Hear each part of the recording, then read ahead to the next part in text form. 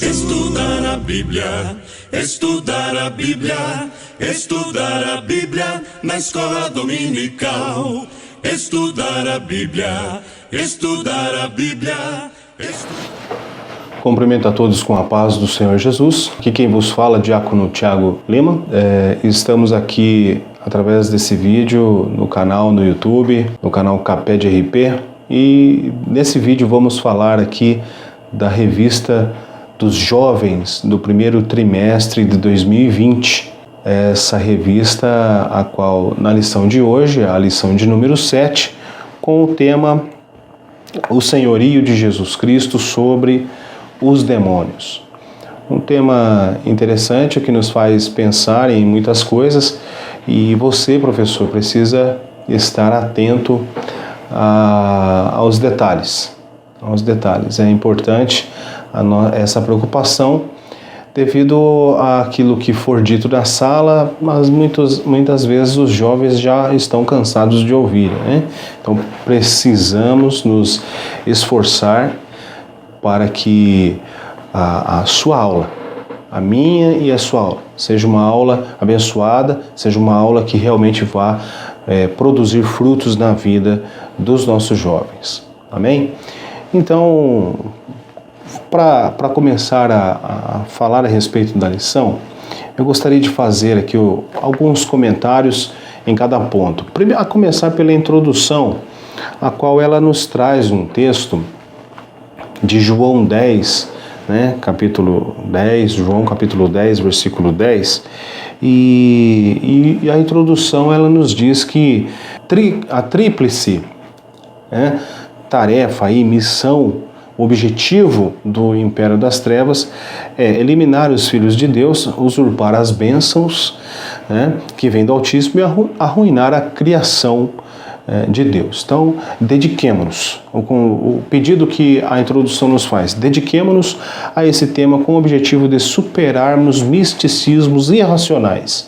Então, a começar pelo capítulo 10 de João e o verso 10, nós precisamos compreender que o inimigo ele não está brincando de ser inimigo. O inimigo ele está realmente trabalhando dia a dia, hora a hora, para destruir aqueles que buscam a Deus, para destruir, para matar, para roubar. E o contexto de João, no capítulo 10, ele vai dizer que existe a voz do pastor e existe também a voz daquele que não é pastor, do ladrão, o ladrão que vem roubar, matar e destruir. E nós precisamos ficar atento a isso. Eu gostaria de chamar a sua atenção até e ler em 1 Timóteo, no capítulo de número 4, no verso 1, que nos diz assim: Mas o Espírito expressamente diz que nos últimos tempos apostatarão alguns da fé, dando ouvido a espíritos enganadores e a doutrinas de demônios. Olha só, então existe uma voz que vai estar sempre rondando os ouvidos dos nossos jovens, dos nossos irmãos e irmãs, mas existe algo preciosíssimo que está à nossa disposição, que é a Bíblia Sagrada, a Palavra do Senhor, a qual vai nos orientar e a qual vai nos fornecer alimento para que nós não possamos nem de longe, quando ouvir certa voz, dar atenção a essa voz, mas sim, quando ouvir a voz de Deus, a voz do nosso Jesus, nós possamos ser como as ovelhas, as quais reconhecem e seguem o seu pastor. Amém? Para o primeiro capítulo da nossa lição, a atuação dos demônios no Novo Testamento. O primeiro ponto do primeiro capítulo fala evidências bíblicas sobre a existência dos demônios. Então aqui no capítulo, olhando para o nosso texto, o autor colocou da seguinte maneira, que nós somos espirituais e carnais. Nós vivemos no nosso mundo carnal, no nosso mundo material, mas existe também as forças espirituais, as quais não vemos, né? E o autor colocou da seguinte maneira no texto, que as nossas decisões, as nossas escolhas, elas fazem com que eu aqui no mundo carnal, no mundo material, tomo uma decisão e no projeto, na proposta espiritual da minha vida, acaba tendo uma consequência. E isso é muito importante nós levar aos alunos, e você fica livre a questioná-los. Eu gosto muito de trazer os alunos a pensar e nos dar uma resposta, ainda que errada, mas o exercício de estar assimilando o assunto que estamos ali tratando, porque às vezes nós estamos tão dispersos, né? Numa sala de aula, às vezes, o tema é interessante, o professor fala muito bem, está tudo muito legal, só que, às vezes, a mente, né, do jovem está lá na cama dele ainda. Mas vamos nos atentar, então. A revista traz o tema, traz esse contexto para nós, então, que as decisões são importantes. Tá? As decisões para a nossa vida, que nós fazemos aqui, hoje, agora, tomaremos amanhã, são de extrema importância na vida espiritual. Nós estamos decidindo coisas que depois, quando as consequências chegam, nós ficamos decepcionados.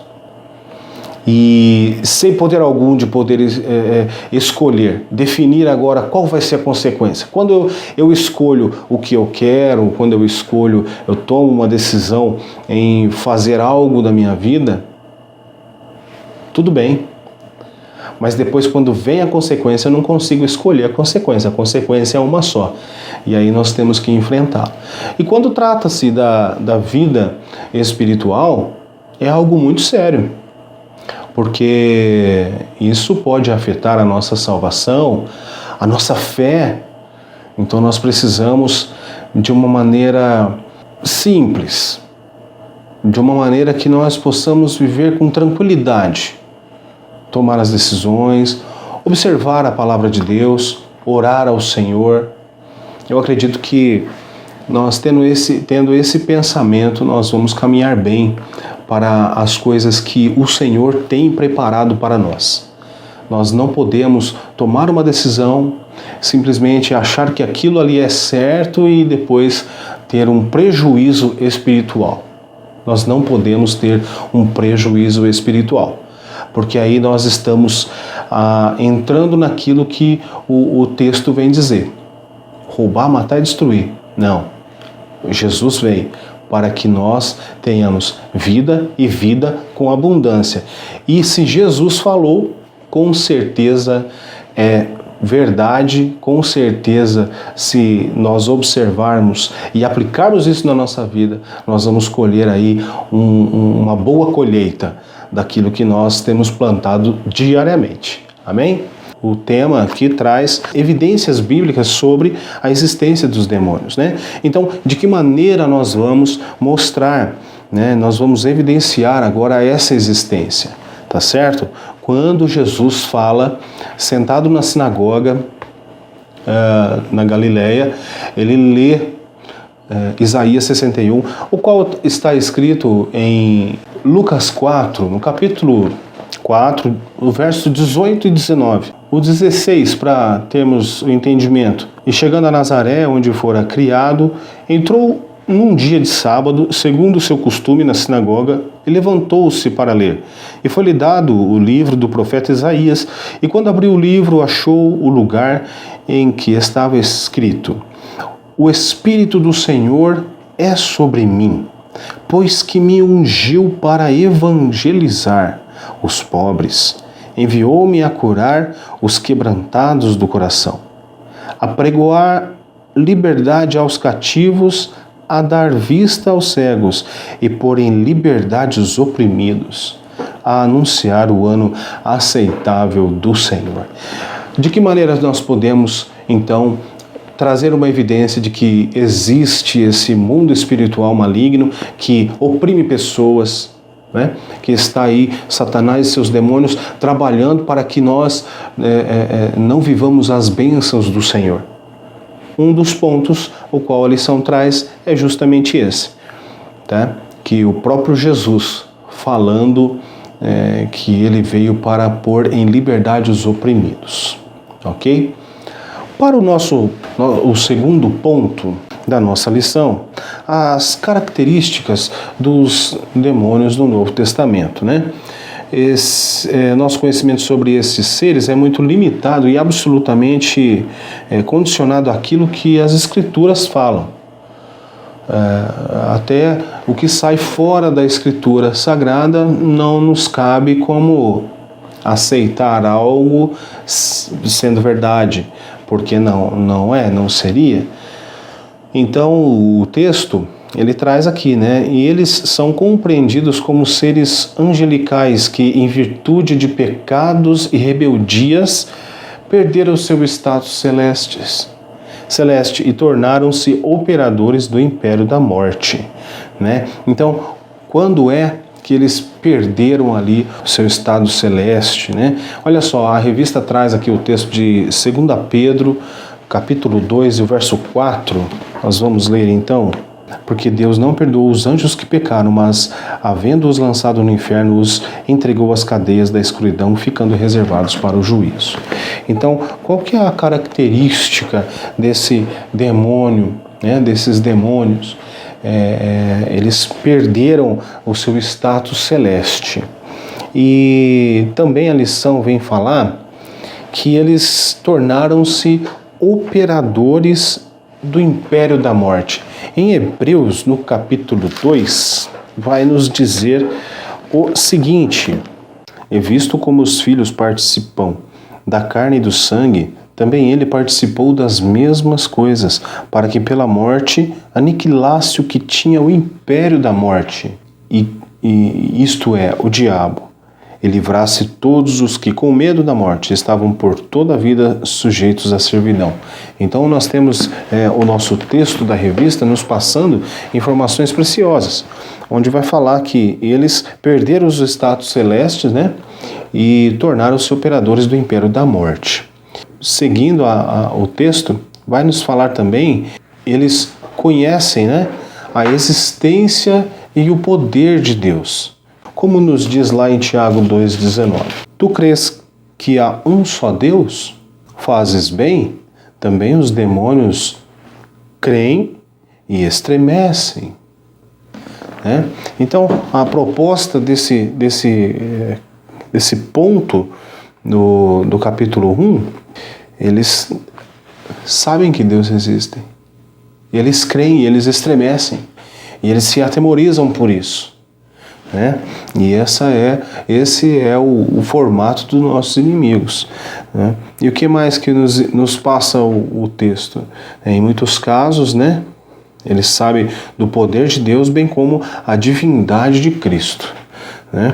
E então são pontos importantes que nós precisamos estar atentos aí nesse ponto do capítulo 1, né, que são operadores do império da morte, são conhecedores da existência de Deus e da divindade de Cristo, são acusadores, né, são causadores de enfermidades e tragédias, né, e operam de modo isolado e em conjunto. Né? Essas são as características aí dos demônios. No ponto 3, a superioridade do reino de Deus sobre o império das trevas. Então, aqui no ponto 3, né, essa é uma batalha espiritual e assimétrica, diferente, né? E o texto também vem dizer que os demônios, eles são mais fortes do que nós homens, né? E também o texto vem nos informar que os anjos são mais fortes que os homens. Então essa é uma guerra que fica realmente para o mundo espiritual, o plano espiritual, né? Então eles são mais fortes, né? E a grande diferença desses dois mundos são o quê? A diferença fundamental dos reinos, né? Um se organiza para a destruição e o de Deus para a salvação. Tá certo? Então Jesus tem poder soberano sobre os demônios. Mateus capítulo 12, verso 28. Então é onde nos traz a informação da blasfêmia dos fariseus. A epígrafe do texto vem dizer isso, onde Jesus faz milagres, cura, onde Jesus expulsa os demônios, e aqueles que assistem os fariseus ali, eles dizem que aquilo é algo vindo do mundo dos demônios, né? É uma blasfêmia isso. Então, 12, 28 vai dizendo assim: mas se eu expulso os demônios pelo Espírito de Deus, consequentemente, chegado a vós o reino de Deus. Olha só, né? Que coisa interessante. Onde nós estamos vendo aqui a diferença, né, entre um reino e outro. Agora Jesus vem e fala: olha, se o poder das trevas está habitando entre vocês, se o poder das trevas tem feito pessoas cativas, agora eu venho e expulso os demônios. Então, isso quer dizer que é chegado a vós o reino de Deus. E aí, quando Jesus começa a falar esse tipo de coisa, começa o teor da conversa dele, da palavra dele, começa a entrar por esse caminho, as pessoas acabam como que descrendo e como blasfemando. Foi o que aconteceu aqui nesse ponto, tá certo? Então, não podemos subestimar as forças das trevas.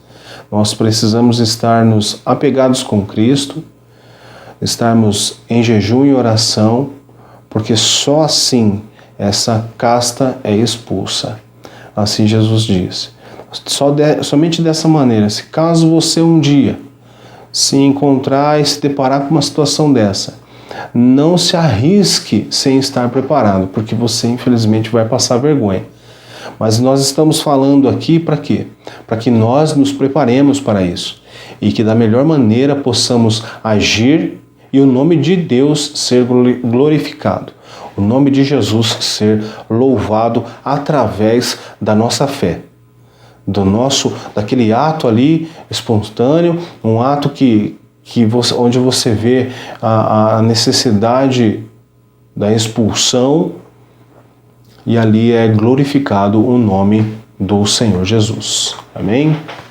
E agora nós vamos para o capítulo 2, o endemoniado gadareno. Nós vamos falar aqui dessa pessoa, desse homem, né, que viveu ali na região de Gadara, né, em Decápolis, e assim o texto traz uma vida devastada pelo maligno. Uma vida devastada pelo maligno, né? Nós pensamos sobre o grande amor do Salvador, vem em nosso favor para restabelecer em nós a imagem de Deus.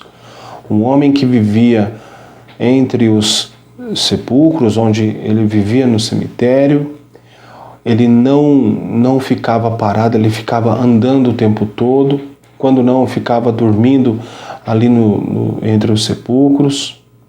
Nenhuma cadeia, nenhuma corrente, nada poderia segurar ele. Ele as destruía. A Bíblia diz que fazia-se em migalhas as suas cadeias. Não havia alguém, não tinha um mecanismo que pudesse segurar essa pessoa. Imagina isso na atualidade. Como que se faria? Não é? Como que se faria? Como que você se portaria numa situação dessa, encarando uma situação assim? Né? As pessoas fugiam dele. Ele não tinha convívio social. Né?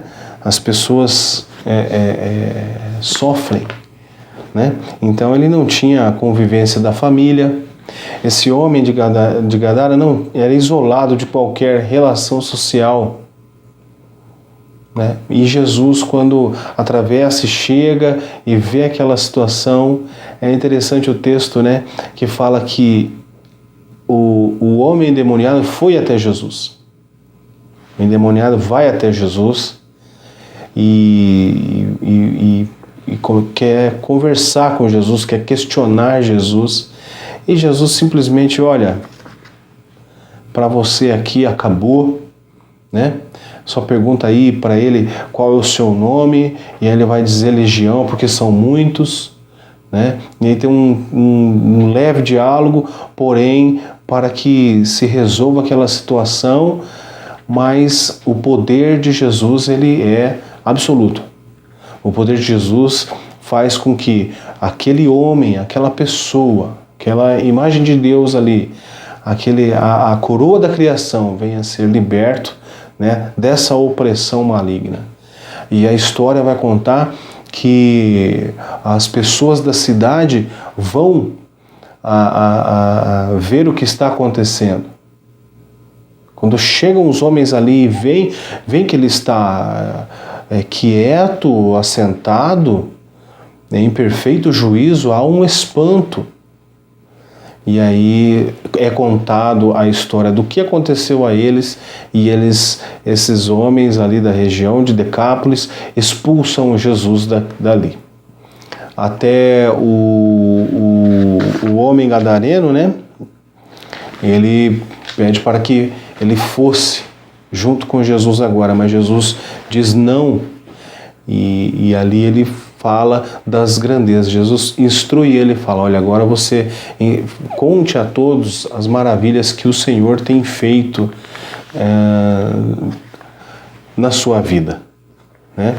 Então, eu gostaria de ler com os irmãos Colossenses 3, né? O verso de número 10, que nos vai dizer assim: e vos vestistes de novo, do novo, que se renova para o conhecimento, segundo a imagem daquele que o criou, né? Então, que isso possa nos trazer aí uma reflexão da importância desse assunto que nós estamos tratando hoje, no nosso contexto, para o nosso contexto ser diferente quando encontrarmos isso. E agora temos que resolver, temos que ter a autoridade de Jesus, nós temos que ter essa autoridade de expulsar os demônios, nós precisamos estar atentos ao que realmente é essa fé que move o mundo espiritual. Isso é muito importante. Nós falarmos a respeito da fé, hoje nós falarmos a respeito de que nós temos que ter fé que vamos morar no céu, que nós seremos arrebatados, nós falarmos da fé quando as coisas não estão indo muito bem e você agora quer que as coisas melhorem e você fala, você tem que ter fé para que as coisas melhorem, né? Aí é interessante. É muito bom ouvir uma palavra assim e você vai para casa renovado. Mas quando encontramos uma situação onde Jesus espera de nós agora uma atitude que vá realmente fazer a diferença no contexto social da onde está se passando essa história, essa necessidade, aí é onde é provada realmente a nossa fé. O capítulo 5 da nossa lição, ele vem trazer 3 situações. A primeira é desse homem, né, que está vivendo entre os sepulcros, endemoniado. Depois vem falar, né, da história de Jairo. Juntamente ali, no meio da história de Jairo, existe a mulher do fluxo de sangue. Então, essas 3 histórias, né, elas nos remetem à fé. A fé que eu tenho que ter para poder expulsar, a fé que eu tenho que ter para poder tocar em Cristo, né, e a fé que eu tenho que ter em buscar as coisas para que os meus próximos também recebam as bênçãos do Senhor. tá certo? Então que a nossa fé não fique censurada, que a nossa fé não fique amarrada em coisas sim e coisas não, mas que a nossa fé tenha um rendimento mais proveitoso, um rendimento melhor, né? Que essa proposta de fé nossa não seja simplesmente para alcançar coisas, mas sim para que nós possamos efetivamente, de uma maneira sobrenatural, ajudar o nosso semelhante e fazer com que o nome de Deus, o nome de Jesus, seja glorificado acima de tudo. Amém? Então, e para concluir aqui, eu anotei no meu rascunho que, né, nós éramos cegos, né? Nós éramos cegos. Em 2 Coríntios, no capítulo 4:4, o que nos diz lá? Vamos ler então. Né? Nos quais o Deus desse século cegou os entendimentos dos incrédulos, para que não lhes resplandeça a luz do Evangelho da glória de Cristo, que é a imagem de Deus. Então, nós precisamos estar atentos e não cegos, né? Para que não vejamos aí os ataques, né? E ataques que são fortes e impiedosos. No ponto 2 do capítulo 2 vai falar, então aqui, a respeito da libertação do homem gadareno, tá certo? A qual não houve especularização. Jesus fez uma pergunta para aquele demônio e ele respondeu qual o seu nome, e ele falou. E eu acredito que era para que todos os que estavam ali com eles pudessem aprender com isso, né? Em todos os momentos de Jesus com seus apóstolos, todos os momentos de Jesus com pessoas ouvindo, com pessoas ali com ele, são momentos de aprendizado, ricos aprendizados. Mas não houve especularização e não houve concessão, né? Jesus quer dar a restauração da espiritualidade e dignidade e não promover um show, né? Nós, não sendo antiéticos, mas não podemos trazer para a nossa aula citações, né, de nome de igreja, nome de movimentos que fazem esse tipo de coisa. Isso não nos compete, e isso, na verdade, para nós é uma grande perca de tempo, porque talvez entre por um caminho que você vai acabar fazendo com que jovens dê suas opiniões e que não seriam tão frutíferas assim, né? Então Jesus deu uma restauração imediata e radical. Às vezes a gente ouve alguém falando, ou até mesmo lê algo que nos soa de uma maneira diferente, como que, puxa vida, mas isso é muito radical, isso é muito duro a ser dito. Mas o Evangelho de Jesus, ele é por completo radical. O Evangelho, se não for radical, aí nós vamos não ter o Evangelho. Nós estamos lendo qualquer outra coisa menos o Evangelho de Jesus, né? E com um resultado excelente, né? Porque esse rapaz, né? Ele vai para a região ali de Decápolis e fala do amor de Deus e das coisas que o Senhor fez na sua vida. Nós vamos falar agora do ponto 3 do capítulo 2, sobre a nossa imagem restaurada em Cristo, né? Então a finalidade principal de Cristo é restaurar a comunhão perdida com Deus e também com os homens, né? Quem quer vencer o maligno? Quem quer vencer o maligno? Jesus, ele vem para nos dar vida e vida com abundância. Nós estamos falando aqui de fé, nós estamos falando aqui de coisas que precisamos tomar atenção e realmente fazer. E quem quer vencer o maligno, né? Todos querem vencer, mas não precisamos demonstrar habilidades especiais de demonstração, domesticação dos espíritos imundos. É algo importante a ser frisado, né? Como foi no caso ali de os filhos de Seva, os filhos de Seva que o diga, né? Em Atos 19, do 13 ao 17. Eles acabaram querendo ali fazer algo, repreender ali um demônio em nome de Jesus que Paulo prega. E aí aconteceu aquilo que não poderia acontecer. Mas como ele não conhecia Jesus, só ouviu falar, não tinha intimidade, não tinha comunhão, acabou passando vergonha.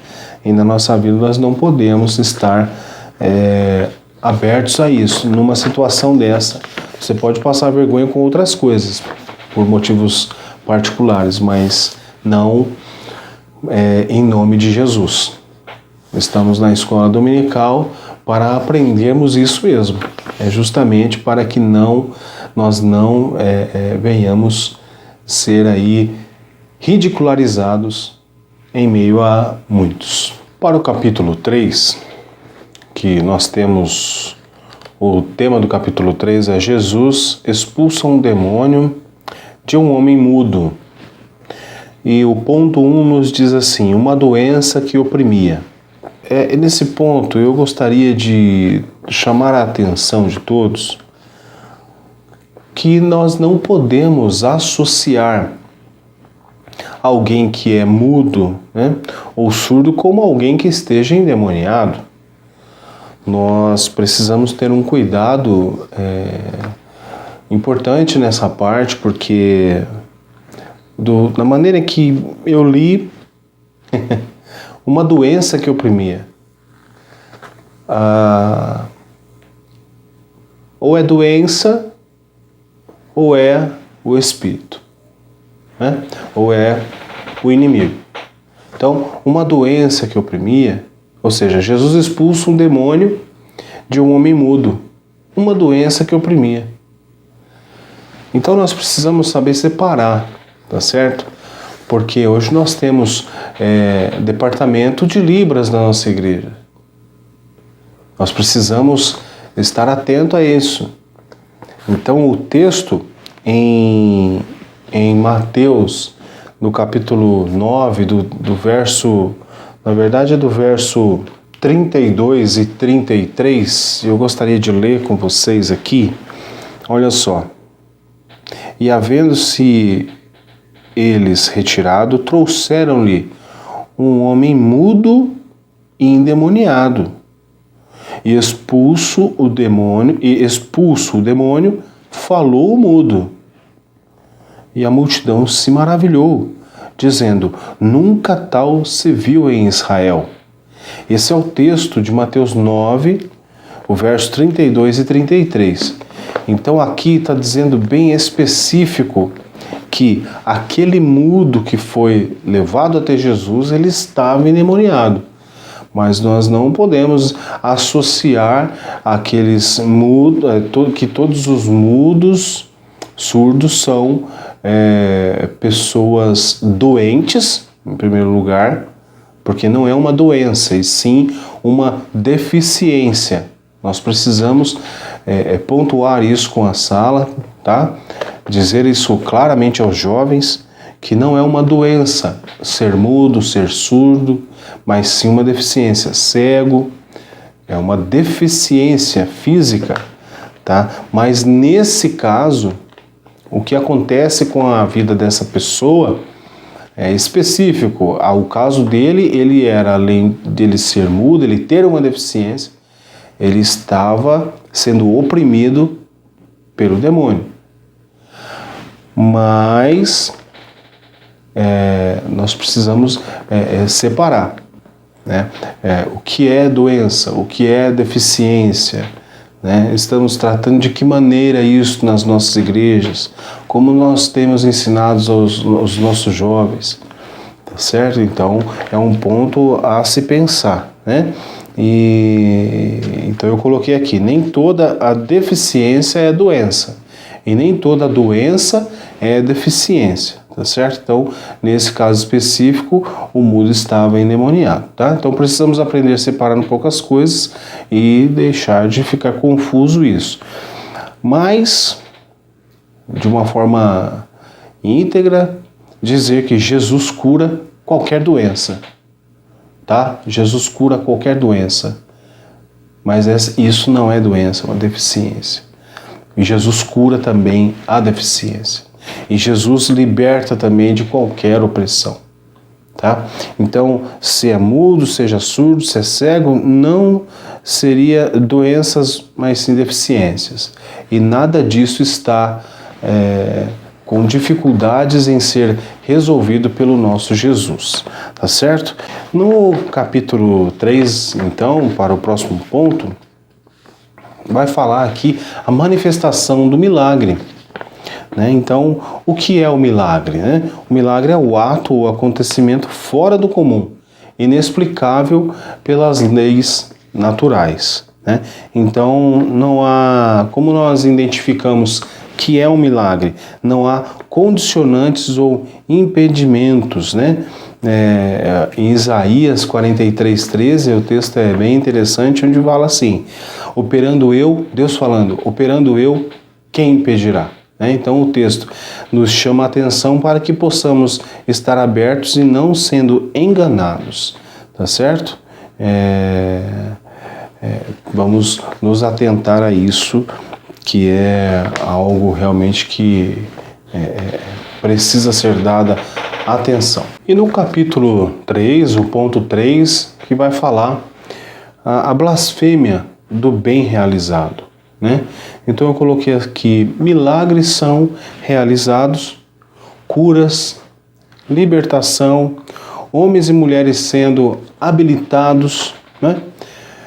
Pecados sendo perdoados, quanta coisa gloriosa acontecendo, e alguns sendo ingratos, não aproveitando a oportunidade de glorificar a Deus, mas blasfemando da obra de Deus, né? O blasfemar, duvidando, né?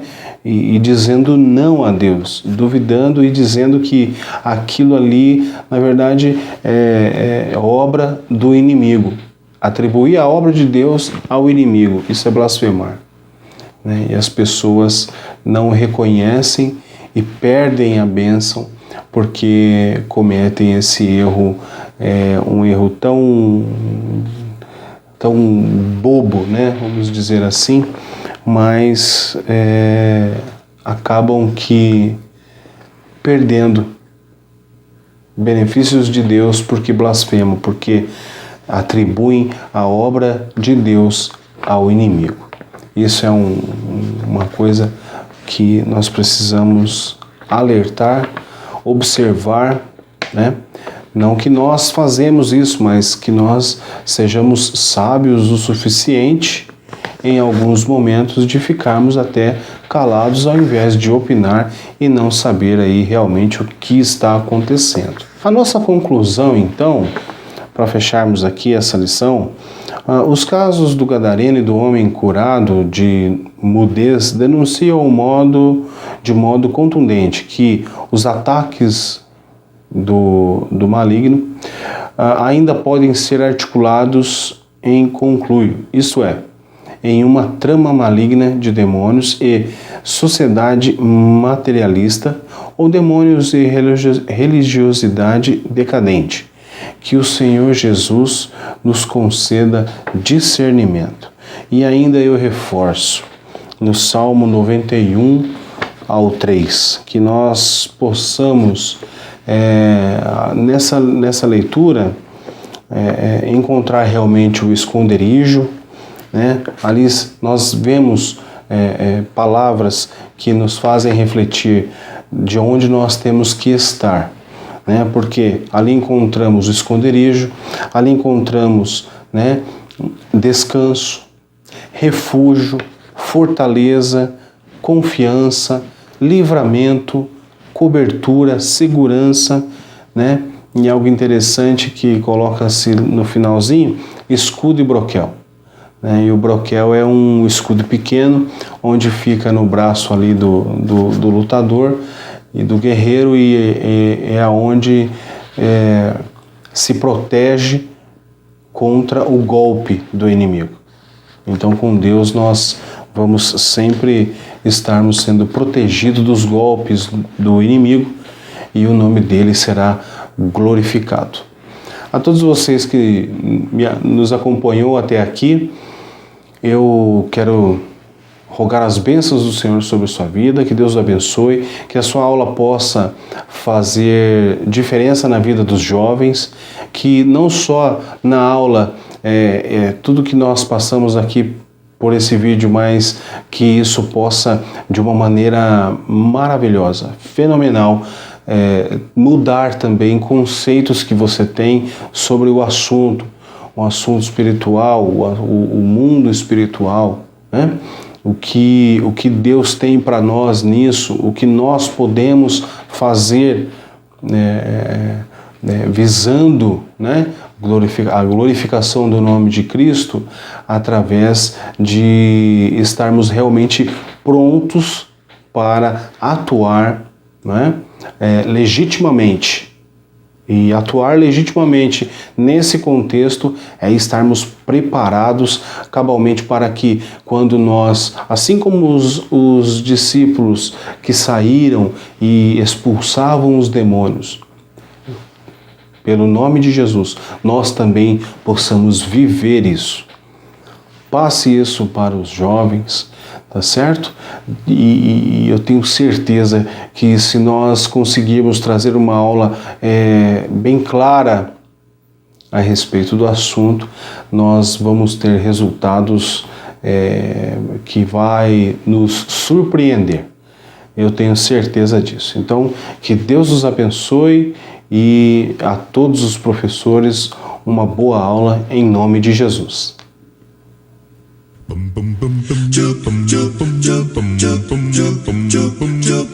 Estudar a Bíblia, estudar a Bíblia, estudar a Bíblia na escola dominical. Estudar a Bíblia, estudar a Bíblia, estudar a Bíblia.